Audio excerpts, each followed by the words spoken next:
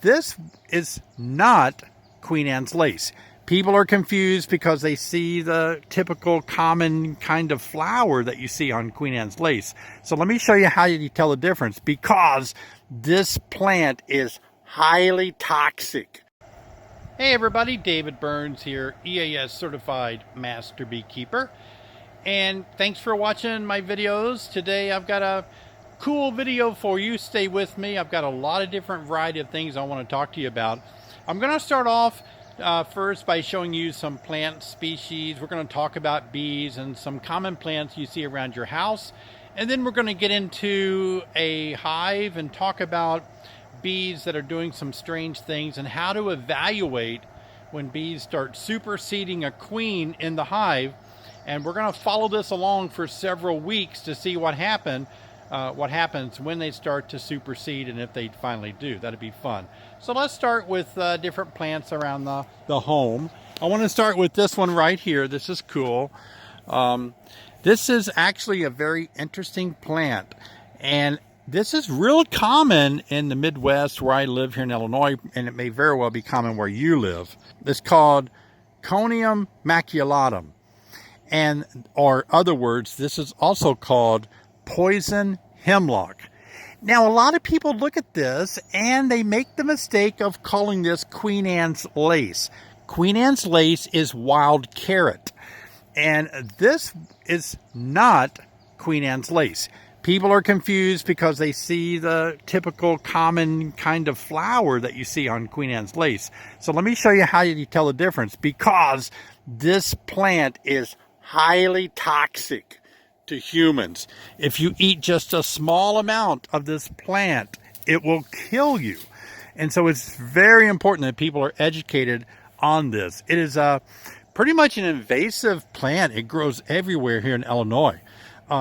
You can see it growing here, and the flowers are beautiful. It really does not attract honeybees. You'll see some little insects on it. I can stand here for maybe 20 minutes and I'll see one bee, but typically just some flies and tiny little bugs. But this is the way you tell the difference. The reason why people get it confused is because it does look like Queen Anne's lace, and it does have kind of a carrot type flower or leaves on it, as you can see here. So the way you tell the difference is the height is a number one giveaway. Queen Anne's lace or wild carrot generally does not get higher than about 3 feet. And as you can tell, these plants, look at that one there, even though it's elevated, you can see the base of it right there. And it's well over, it's on the ground, the same height that I am. So right now, I'm 6 foot tall. This is 6 foot. That thing is 8 to 9 foot tall. That is not Queen Anne's lace. Now, are you saying, are you crazy? You're trying to tell me this is poisonous? I'm telling you it's highly poisonous. It is a very toxic plant.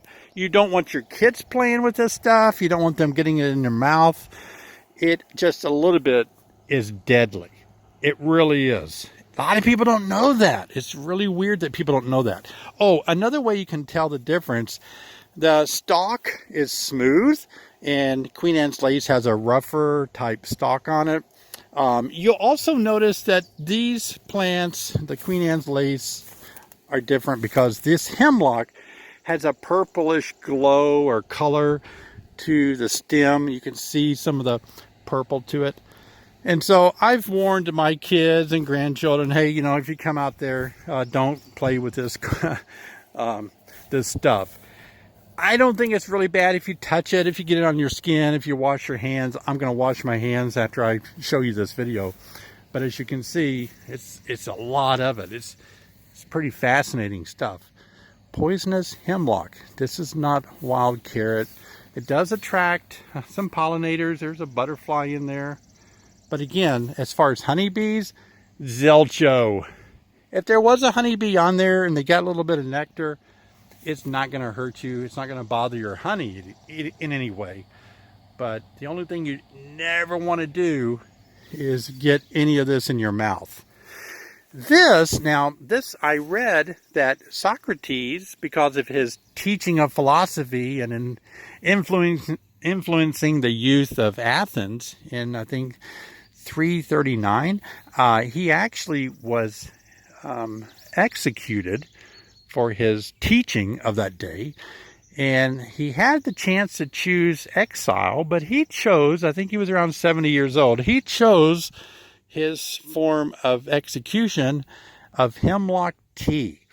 So they actually made him drink hemlock tea from this plant, and it killed him within minutes, to tell you how poisonous it is. So I know this is maybe some of you already knew this, but this would be a good little reminder to be very cautious around this kind of poisonous plant. All right, let's look at some other plants. I never really see bees on my roses, but they did really, you may remember in another video I put my orange tree, that's an indoor orange tree, I put it out by a hive for a few days, and it looks like they've done really well pollinating it. You can see that these oranges getting larger. I mean, usually these little trees don't produce 1 or 2 oranges, but this one has quite a few that are swelling up nicely. We'll have to see if they all, make it to full-size oranges. Look at that big one there. Orange trees are awesome. Oh, here's some creeping Charlie. If you get it in your yard, it's pretty invasive. And I want to talk to you about bees and creeping Charlie. It's in the middle of the day now, and you can see I'm following one little bee going around. Not a lot of bees on it right now, except that one. And it actually produces nectar, a little bit of nectar in the morning. And this bee is flying around looking for what is called a lucky hit in creeping Charlie.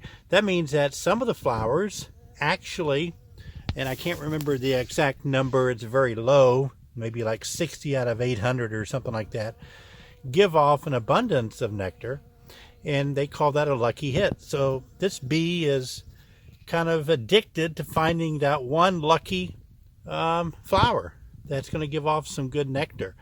So she's just saying, I can do it, I can do it. It's kind of like gambling. This bee has like a gambling addiction. She's just going to keep flying around. She's way underneath the foliage now. There she is. And she's trying for that lucky hit. And she's just checking out all the flowers until she makes that lucky hit. And that's creeping Charlie.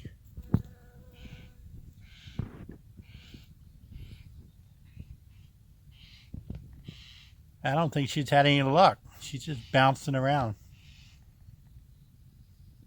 Hey, maybe she hit the jackpot there. I don't know. Stayed a little longer.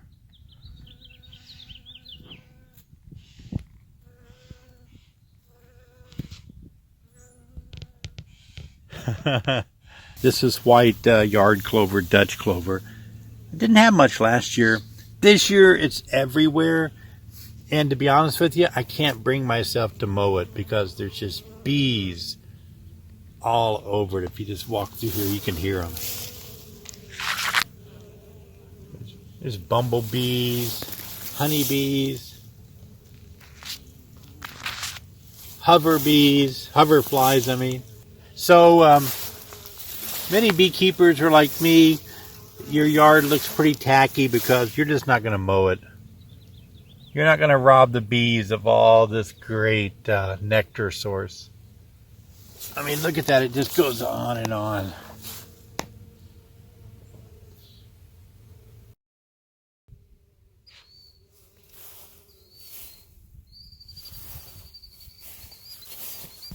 It's probably the main honey crop here in Illinois during the months of June and July.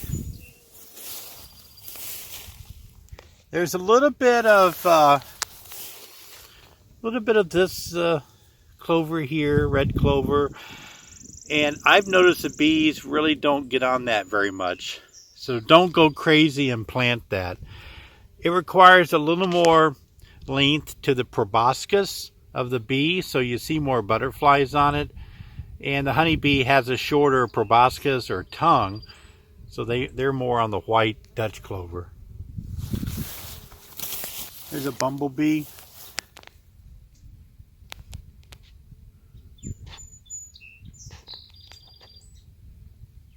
bumblebees have their issues too, like mites and viruses. This is a great kind of a natural habitat for bees and insects to enjoy. So what's more important, a pretty yard or a place for all these great insects and pollinators, honeybees, to come and enjoy getting all this great nectar? I'm going to go ahead and mark this one blue. So I'm going to take this little queen here, go away worker bee, and hold her back 2 legs if I can get them. Oh, perfect. And then I'm just going to put a little blue dot on her thorax. Get it where the camera might focus on her.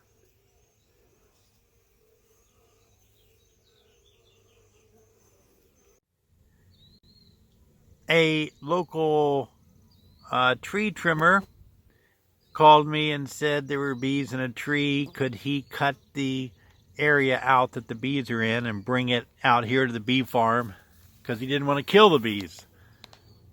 So there they are. There's the open nest. They seem to be doing pretty good. You can see them bringing some pollen in. By now, the corn is really tall, but this year we had so much rain, and many farmers have not even been able to plant corn or beans in their fields. And as you can see here, look how wet it is still, and the corn is just barely about 2 inches tall at best. But this is how much rain we continue to get with another system moving in yet today. So this makes beekeeping challenging too, because every time it rains like this, it means a rainy day, bees are not out foraging. And so when crops are behind, usually bees are behind as well, just because they can't go out and forage. And it looks like my bees did a great job in pollinating my apple tree, as you can see here.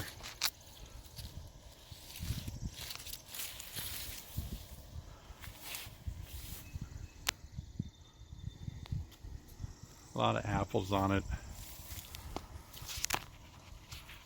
Looks good. I think this is the most apples I've ever seen on it, actually. And that's the way apple trees are sometimes. Some years you just have so many more apples. It's a lot. That's another benefit of having a lot of bees around your property. If you have fruit trees, it just makes sure, kind of guarantees they're going to get pollinated.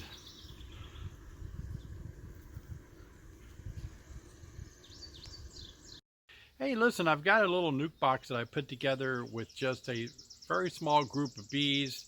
Basically 1 frame of bees, and I gave them a queen, new queen, mated queen in a queen cage. And some strange things are happening. It's kind of a saga going on.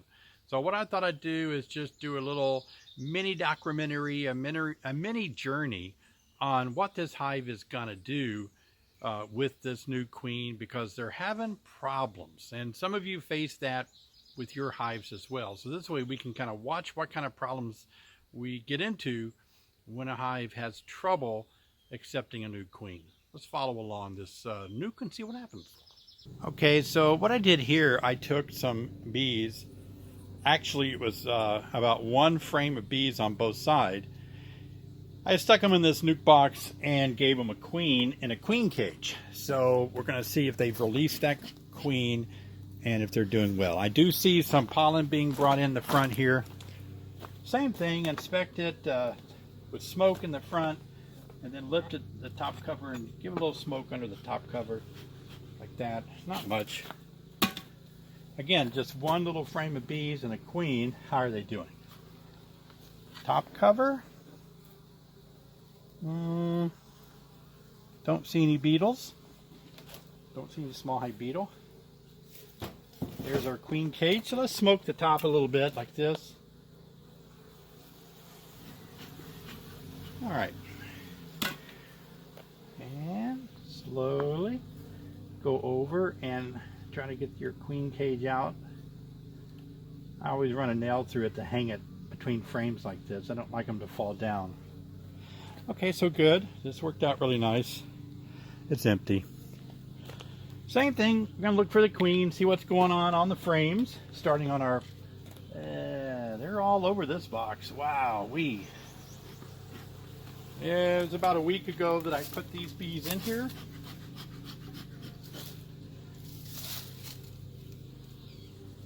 Oh, let's start on this side out. Looks like these are kind of tight, but we'll get them out of there. I'm going to lift this one all the way up and out. It's got a lot of bees on it. This is a black plastic frame with foundation on it. One piece plastic. And as you can see, I've put it in a hive with wood frames as well. Some people say don't mix them. My bees really don't seem to care one way or the other. All right, what we got? Holy cow, look at the pollen. Look at that. I thought those crabapple trees, I think. Bees are all over it. I don't see any eggs, but I see nectar and pollen. Let's look at the other side. Again, I don't know if this queen is marked or not, but I don't see a queen, period. I see some drones. We're going to lean this up against the hive. This is a 5-frame nuke box. We're selling nukes this year. We sold some nukes, and it's kind of what a 5-frame nuke looks like.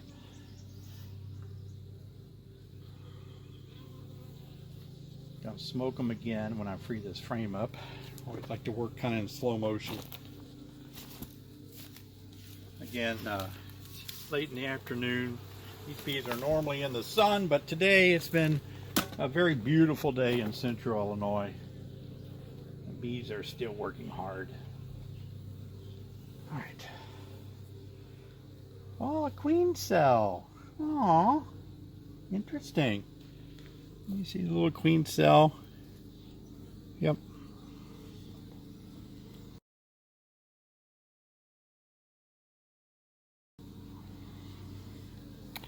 And what does that mean? Queen cell means that the queen may have laid a few eggs that were fertilized, and then the rest of the bees said, hey, we don't like you anymore, we're going to raise another queen. So what I do when I see a queen cell like that is I've got to look down in there to see if there's anything in there. Again, I'm going to go in the sun. There's a bee going down in there and feeding it. I got to get in the sun to look. Okay, yeah, it looks like an egg down in there, but let me make sure that we don't have the old queen still walking around. It's a supersedure queen cell, and sometimes you can have the old queen still walking around for a little bit while they get that one going. So again, what I was trying to do is just look down into that queen cell. It's not a cup because it's not sealed over yet. I wanted to see if there was anything in it, and it was hard to look down into because the bees are feeding that, taking care of that. You gotta look down in there, but it's hard to see on camera. Okay, so let's leave that there, and now we're going to see, just for the heck of it, you know, are we able to find a queen and a queen cell at the same time? So we've already looked at a couple of frames. We got 3 more to look at. Let's go after this and see if there's a queen in the house. So what does this mean? Well, it means that that queen is going to take about 25 more days, maybe 30 days before we have a laying queen in this box. Why did they replace her? Who knows? Nobody knows. Get ready, people. It's going to get great. Threw my hive tool down. Here's the queen. She's walking around, right? And what is this? Doggone it, it's another queen cell. Are there more? What the heck's going on, right? They swarming? Is she just running out of gas? Need a replacement? I don't know. Who knows, right? But what I want to do now, I know I can't do it while I'm on camera with you. I'm going to hold it up close and see if I can see eggs. Oh yeah, there's eggs. So she's laying eggs. And they're making a few queen cells. So she apparently is laying these eggs in those queen cups. That's what I'm thinking, because it was a beautiful, freshly laid egg in there. So maybe for some reason she knows that she needs to be replaced and they're superseding her for some reason.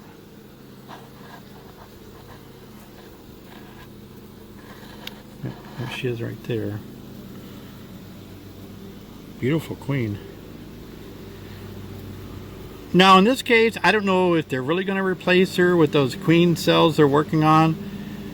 I don't know if she needs to be replaced. She's a brand new spring queen, and she's a good size, looks healthy. They may know something we don't know. Well, I'm really done looking in this box because I know there's a queen and I know there's queen cells, but I am going to look at one more frame to see if there's more queen cells on that frame. My burlap, how's that doing? Oh, it's doing nicely. Charge it up a little bit more. All right.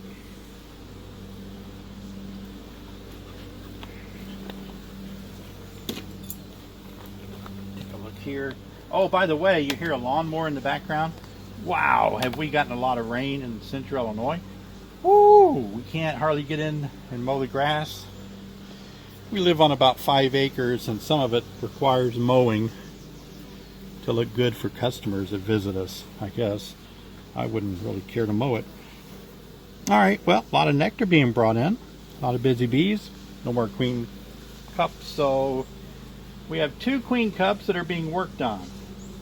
Question is, will they actually raise a queen or just tear those out and enjoy the queen they have? Don't know. We'll just have to come back and visit this again and make that decision. Okay. I thought that was a spider, but it's just some old dried up bee from last year on top of a frame or something. All right, that's good. All right, well, queen is out and she's laying eggs. Queen cell, a couple of queen cells. So the best way to understand a hive, or to kind of understand bees, I guess, is to plot what they're doing, investigate, watch them, monitor. And so what we're going to do is, we know what these bees are doing. They've got a couple of queen cups that they're raising. They have a laying queen in them. So we're just going to wait a few days. I think it's been 6 days now. And we're going to get back in there and see what's up. The weather, yeah, it's been kind of cold. Tonight's low is 46 degrees here in Illinois. And the bees aren't getting to forage a lot in the last couple of days because it's been rainy and kind of cool. Bees will always cluster when it's 50 degrees or cooler. It's just now reached 60 degrees. So I feel comfortable inspecting them. It's about 3 o'clock in the afternoon and it finally cleared off.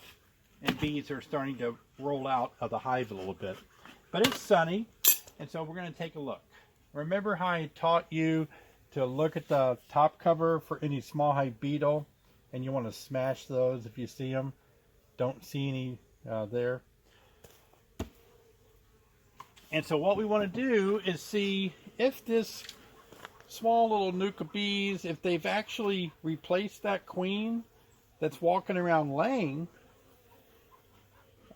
and are going with those supersede your queen cells or cups that we saw, or have they just decided not to give any attention to the queen cups and put all their effort into their mated queen that's already in there. Again, I installed her from a cage, so let's see what happens. Let's take a look. All right, most of them are home because it has been cooler. So we're going to give them a little extra blast of smoke. I like to start with this outside frame. And again, a lot of you know I tell you to work in slow motion because bees like gentle movements. They don't like loud noises. So you can work bees a lot easier if you're working slow motion, you respect the bees, and you're quiet. So let me get a better grip on this frame and take a look. So what we're seeing here is just a frame full of nectar and a lot of pollen. Look at the pollen. It's mostly yellows, there's some reds. It's just packed in there. It's just absolutely beautiful, isn't it? I love it. I like it. Pollen is the bee's protein. So they're going to need that protein to raise young bees and to feed themselves. And on this side, not a lot of protein, not a lot of pollen, but absolutely a lot of nectar in the cells. I just examined this while I've been talking. There's no queen cups or cells. There's no queen. So let's just park it outside the hive temporarily to give us a little more room to move frames around. Let's give it a little bit more smoke because everybody is home with the exception of a few bees that have mustered up the courage to go foraging on a cool day. Again, it's about, I just checked, it's 57 degrees. So even the propolis is hard. I'm having trouble putting a little more pressure to release the frames from the sticky propolis because propolis gets stickier and harder. I should say harder, not stickier. It gets harder when it's cold. Okay, so I got to be careful with this frame because it does have, as suspected, that queen cell has, or the queen cup has become a queen cell. All right, so you can see the bees are on that queen cell right now. So that's going to make us wonder, and there's cap brood. I want to hold that frame correctly so that I don't damage that developing queen in the queen cell here. It's a nice sized queen cell. Certainly that's what we would call a supersedure queen cell. But the brood pattern also looks very good. You can see brood where the queen has laid. Very nice brood pattern. Let me move some bees to make sure. Oh yeah, it's not bad. All right, so got a queen cell on that side, and there we have the queen on this side. And so the queen is walking around laying eggs. So we have no more information just yet after 6 days. We have a queen that has a good brood pattern walking around. But at the same time, we have a replacement cell. So I wish we had more information. In other words, if the queen was gone, we could say, okay, well, they're going to replace that queen. They don't like her. But, you know, there's the queen right here at the end of my fingertip. That's done a pretty decent job laying eggs. In fact, this whole frame is full of young larvae and eggs. I like what I'm seeing a lot. But why in the world do they feel like they need to raise another queen?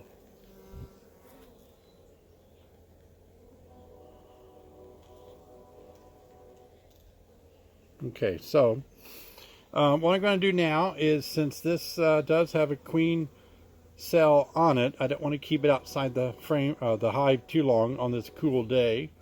So I'm just going to drop it back in the hive and then look at the other frames.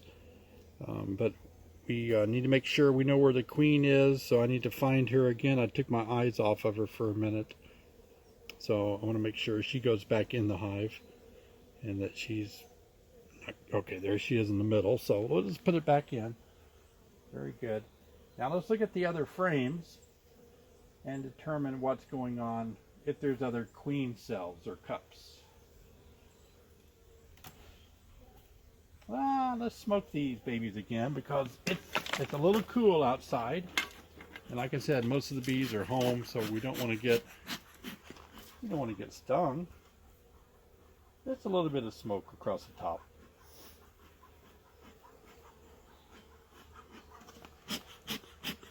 What I'm hoping to do is walk through this with you over the next day or two and see what happens. You know, when the queen emerges from that queen cell, what will they do with the existing queen? What will they do to her? Will they kill her? Run her out of the hive? What are they waiting for? Couldn't they do that now? Why are they holding back and waiting? All right. So I do see on this frame we still have another queen. In this case, it's a queen cup. And that means that these bees here are actually walking around this queen cup. But there's nothing in it. Let me show you. Let me just open it up for you. You see how there's nothing in this queen cup. It's empty. Okay, so it doesn't mean anything to us. Sometimes they have these emergency queen cups waiting. If they need them, they have them there, and they can repair that little damage that I did. Here is one on this side. Let's see what it's all about. Let me hold my frame a little differently. All right, right here at the end of my finger. All right. It looks more impressive. Is there anything in it? Or is it empty? And it's hard to tell.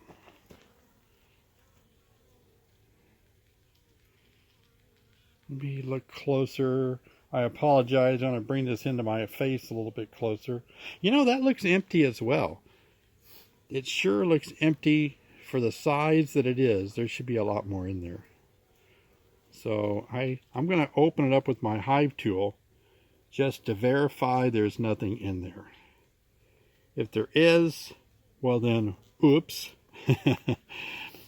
They do have another one, and I'm not too worried about it. I need more high-powered glasses, I guess. And I was right. There is absolutely nothing in that queen cup. Nothing to speak of.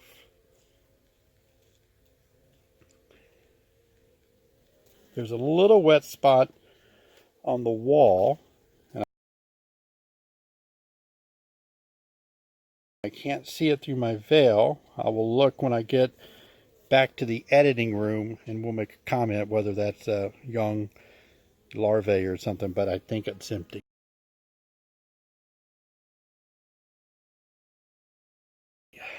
All right, that was the one that we saw the first time we looked into it. Let's check the other frames for good measure and see if we see any additional queen cups or cells. Well, let's smoke it again. I want to talk to you about a 5-frame nucleus like this. It's really fun to work, people. You really need one of these if you don't have one. These are great size to play with, to get familiar with beekeeping. You can bring your family members over. You're only working with a small group of bees, 5 frames, you know. You're not working with a huge hive that has 3 boxes on it. So this allows you to kind of experiment like we're doing, have fun, and you're not overwhelmed by the number of bees. So this would be a great little box for you to have to keep a spare queen in. Just have a good time with it.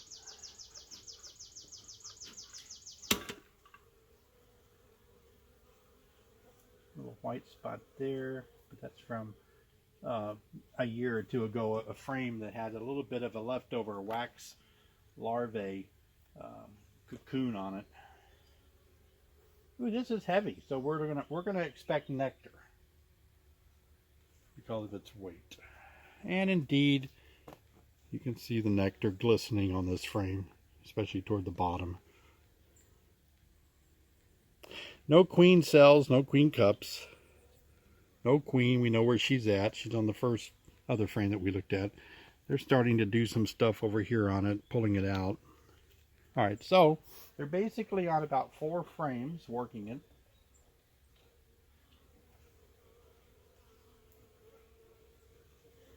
Now, if you're thinking the way I am, I'm a little concerned that should that queen emerge out of that queen cell, I won't be able to know if that's a new queen or the queen here that we're looking at. So what I've decided to do is I'm going to mark this queen, I guess the original old queen. I'm going to mark her, and that way by marking her I'll be able to know if they replace her or not. Okay, so last year I made another neat invention, and that is the frame prop. And so I got tired of laying my frames down on the bees and smashing bees, so I invented this little gizmo and gadgets, which we sold a ton of these on Package Bee Pickup Day. But it's really neat because it just goes between frames like this, and I'm going to put it right there. And it allows me to actually set the frame on the frame prop and play with the queen, mark her, without killing bees. Because otherwise I'd have to lay it flat down. And you've watched some of my old videos where I would just lay it down. So I'm going to make sure the queen is on this side before I really get committed to placing it down. Alright, can you find the queen? Let's see who can find her first. On your mark, get set, go! I'm scanning.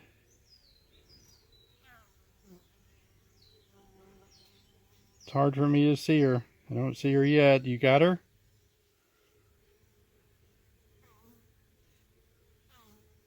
Bees are, some foragers are lifting off. Okay, I didn't see her on a fast scan. Let me get a little more detailed on my scanning. It's a little cool, so the bees are a little tighter against each other. I'm going to go with she's not on this side, because I'm tired of looking. I'm going to flip it. Oh, I found her. She's on the edge up in here. Okay.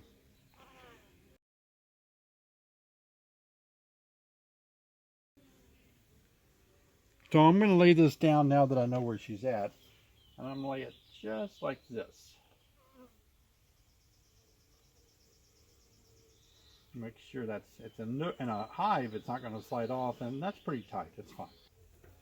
Oh, this is a good time to tell you guys, thanks a lot for watching my YouTube channel, my beekeeping videos.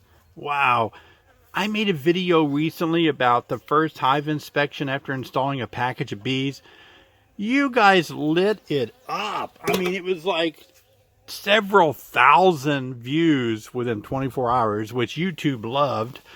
And they really promoted it up at the top of when you do a beekeeping search. I appreciate that. It was just like phenomenal. So thanks a lot. I think you guys liked it because a lot of you are new beekeepers and you're wondering, hey, I just installed my package, so what do I do? How do I inspect it? Now I'm going to mark this blue, and I'm going to mark her this year, 2019, it's green. But because I've got other marked queens, and if one comes in here, I wouldn't know if this was, you know, this queen or another queen. I'm going to go ahead and mark this one blue. So I'm going to take this little queen here, go away worker bee, and hold her back 2 legs if I can get them. Oh, perfect. And then I'm just going to put a little blue dot on her thorax. Get it where the camera might focus on her.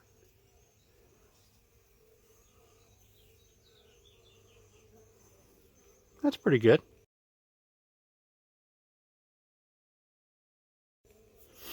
And let that dry for a minute. Let's just talk about the queen. I like her. She looks like she's pretty long. I've never been stung by a queen. I handle them a lot like this. They have an opportunity to sting. They don't lose their stinger like a worker bee does. I'm holding her 2 back legs, but we're ready to put her back down. So I'll just grab her wings again like this, and I'll just set her back down on the frame. And she's walking around with the blue dot. Now the reason I did blue because if another queen accidentally flew in this hive, it'd be green, and I wouldn't know if that green one was this one or that one. But blue will tell me that, you know, there's no other blue queen on the property. So this would just be a way. And again, the reason I'm doing this is so that when this queen emerges from her queen cell, we'll know she won't be marked, and we'll be able to know, is the blue queen gone and the unmarked queen ruling the nest. Or if there is no evidence of a queen after the queen cell opens up, then we'll know, oh, for sure that they wasted their time and accepted the blue queen. So this is just democracy at work here. I can tell the bees are trying to stay warm and such, so we're going to go ahead and put this hive back together and smoke it up a little bit, put it all back together.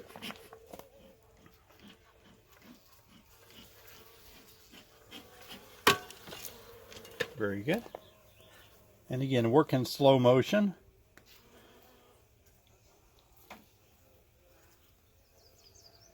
Here's our queen. I don't know if you can see it, but the queen cell on the back here, covered up with bees, keeping it warm like they should, so that's good.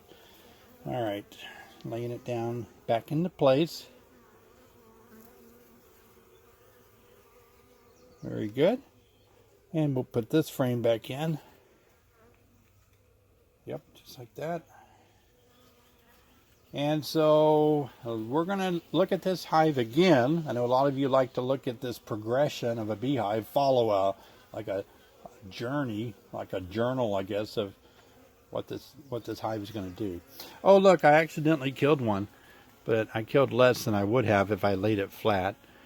And so sorry about that. Okay, so let's put this hive back together, and then we'll just look at it again. I would say we're going to be able to look at it again. That queen cell should release their queen out of there, probably within the next 5 or 6 days. So, of course, she's got to go out and mate and stuff. So, but we'll still look in another 6 days, and then I'll hook all these videos together so we can see. Okay, so we're going to look at this little nucleus again, and it's been a few days, maybe 5 to 10 days since we looked at it last. We're going to find out what they're doing with the blue queen, or if they're superseding her.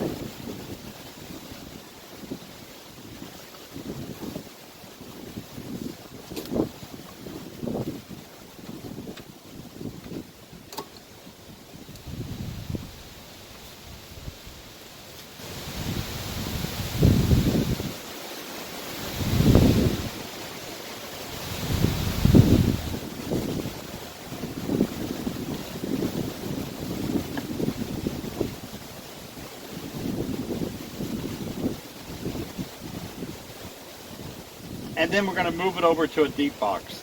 They've gotten a little too big to remain in this little 5-frame nuke box, so now we're going to put it in a bigger box for them.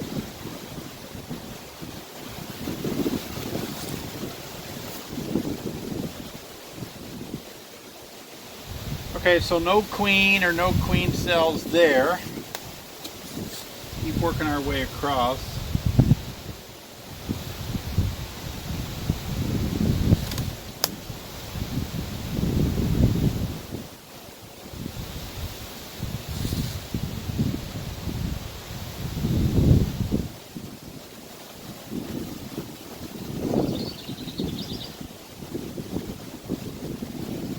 Okay, I see 1-day-old eggs in here.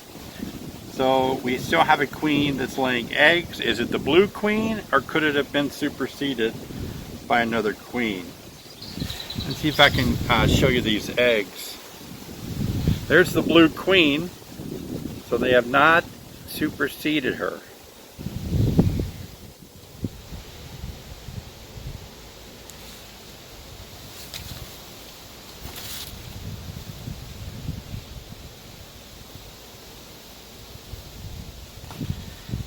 So it's interesting that they built all those queen cells but never really did anything with them.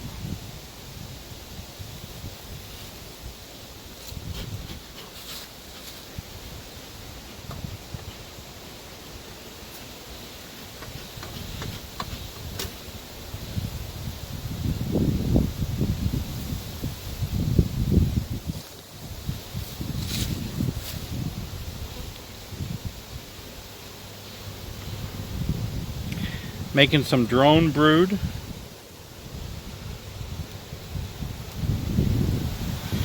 And her brood pattern has what I would say would look really good. It's a solid brood pattern.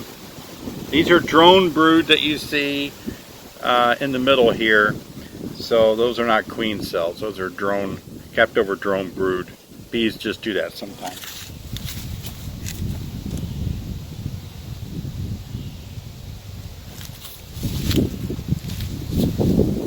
So a lot of these open caps are the result of just the bees emerging out. It's a little windy. I'm trying to get my camera out of the wind a little bit.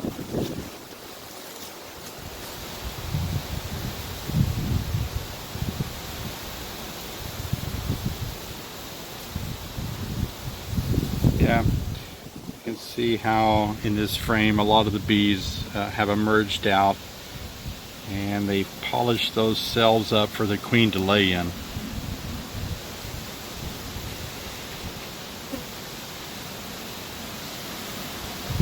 So we don't have any evidence of a queen cell anymore.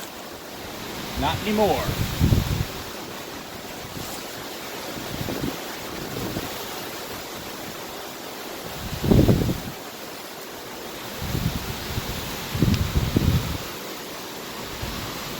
Some young larvae at the top.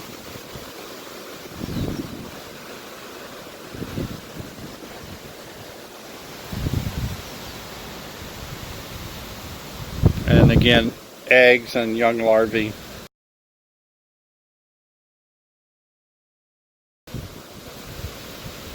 Some good brood pattern over here. All right, so what we're going to do is just change positions now, and but we've put all the 5 frames in a 10 frame deep box, and there's still some bees over here on the wall you can see. So we want to remove all those and get them in the box. I'll show you how to do that. Transferring them over into the other box, I'm just going to simply pick it up and bounce the bees off. You'll notice that the bees are still wanting to go in their old location. So I'm going to have to move this new hive into where this nuke box used to be. So we'll move this out of the way. Bees will be confused just for a minute here. Move that away.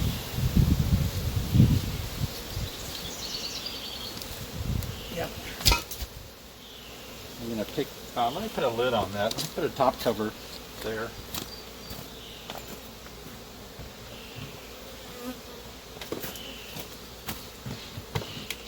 And then we're going to just move it a little bit over. I think it was about right here. Now, it's kind of where they're used to going in. All right, that worked out pretty good. So we kind of evaluated this hive, and I want to talk to you about what we found out. So I'll take a minute and kind of recap what we found on this 5-frame nuke box. We found early on, we found those queen cells that we were concerned about. Some were cups, and sometimes we found things in them like eggs. Sometimes we didn't see anything there at all. But they did make those, and they looked pretty deliberate, and the queen kept laying in them. And we thought for sure the queen was going to be superseded. But as we continued to observe the colony over a period of about a month, they continued to keep the old queen, the original queen. And she wasn't really old. She was a new spring queen. We marked her blue to evaluate if that was the correct queen, because this year the color is green. We didn't want to confuse her in case another stray green queen flew in from a swarm or something. And so our final inspection today has confirmed that all is right. We like the brood pattern. The queen's laying well. Bees are working hard. They filled up the 5-frame nuke box pretty quickly, and so we moved them over to a 10-frame box now. And all the frame that we have in the 10-frame are drawn out. Some have honey on them, and so we're in good shape for this hive to continue to expand quickly. But in order to recap this, some of you may find some supersede your queen cells like we did, and I hope you can use this video to help you analyze what's going on. Is there an egg? Is there a larva at the bottom of those queen cups? And if there are you going to monitor that and see if they're going to replace that queen or void that out and not pursue it? In this case, this colony didn't pursue it. They must have fallen in love with the blue queen and decided they're going to keep her. Sometimes they do need to replace their old queen. Her queen mandibular pheromone, the QMP, may be depleting out, and she's an old queen and they need to replace her. You need to let them replace that queen. Sometimes you can think about buying another queen when you see them superseding a queen, but if it's early in the year, like if it's still in the month of April and May, it's fine to let them replace their queen. Plenty of time for that queen to emerge, get mated, and start laying a lot of brood in that hive. Later on in the year, if you see these things happening, it's probably wiser in July and August to certainly place a mated queen in the hive. So this will give you an idea of sometimes what you see. Remember, if you see multiple cells that are capped over or almost capped over at the lower part of your frames, that always means that they are going to swarm. And so we got one bee trying to sting me. But if they're trying to swarm by making a lot of swarm cells, then absolutely you do need to take action. And sometimes what I do is I actually will put a queen cage. It's a push-in cage, and if the original queen hasn't left yet, I'll simply push that cage and into the comb where she is, so they can't swarm without that queen. And that gives me the ability to take action, to do something with those swarm cells, or make a split, and then release the queen after about a week or so. Fun stuff to do when this time of the year when bees are swarming and there's a lot of activity going on. So thanks guys for subscribing. We got a foot in the door now to have 20,000 subscribers. We're closing in a few hundred away. Hey, thanks a lot. I appreciate you subscribing. It's free to subscribe. You just click the subscribe button, and all that really happens is you'll be notified when I make a new video, and it makes my YouTube channel look interesting to other beekeepers because they see that 20,000 of you are watching these videos. So it helps me out a lot. I appreciate it. As always, check out honeybeesonline.com. This is how we make our living. We don't have other jobs. We make our living off of beekeeping and your support of purchasing things from us. So I try not to sell hard on this channel, but certainly we do appreciate any time you drop by honeybeesonline.com and purchase things from us. We have queens available for sale. We're excited about our queens this year. And if you need a queen, by all means, check that website out and order your queen. All right, thanks for watching. See you next time.